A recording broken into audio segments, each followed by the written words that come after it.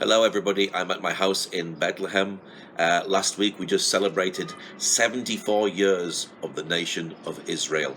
Can you imagine, in 1948, God fulfilled his promises and brought the Jews back to the land here in Israel. So we've just celebrated 74 years of that, and that is a great celebration for Israel. It's had its difficulties, and Israel is going through its difficulties at the moment. People have been murdered on the streets. Just recently we've had 3 people died with an axe attack, and that's left 16 children without a father.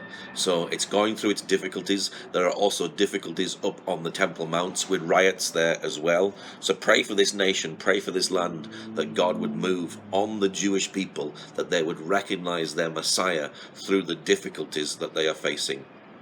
Pray also as well for my friend. He is struggling with anxiety. He's part of our older youth.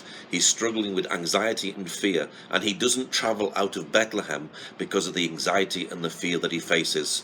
A woman spoke to his mother and said, and this woman, in his words, said she had devil spirits, and told his mother that he would be paralyzed in the future.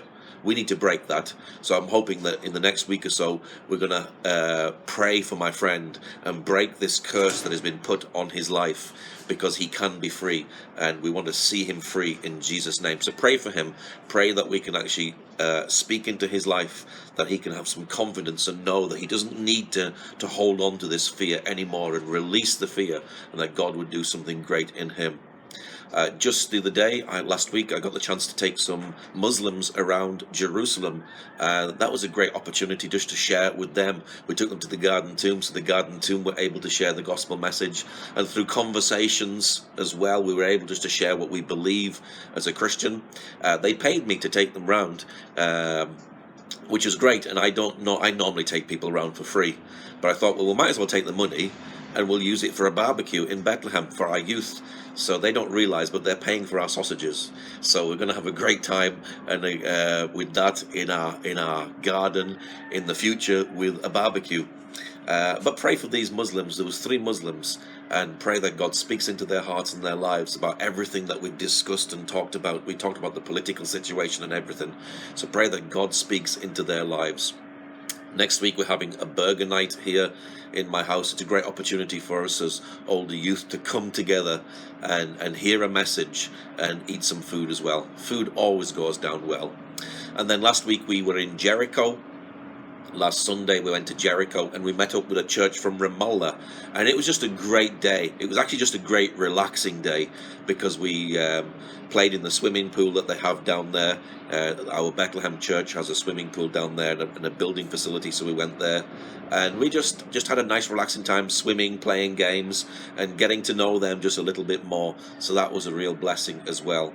We're still doing radio interviews. We do many radio interviews. My radio interviews are on this channel where we're posting this video. So if you'd like to go into that channel, you'll see many videos there of all the interviews that we've done. Just recently we've been concentrating and focusing on Ukraine.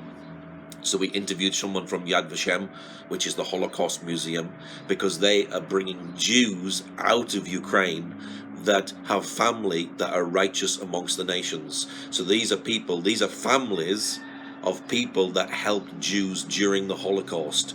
So they're helping their descendants come into Israel and looking after them, keeping them in their homes. So that's an interview about that. And then just recently I interviewed a journalist about him going to the Moldova-Ukraine border. So he stayed on the Moldova side, and he got an opportunity to interview people, so we listened to his stories as well.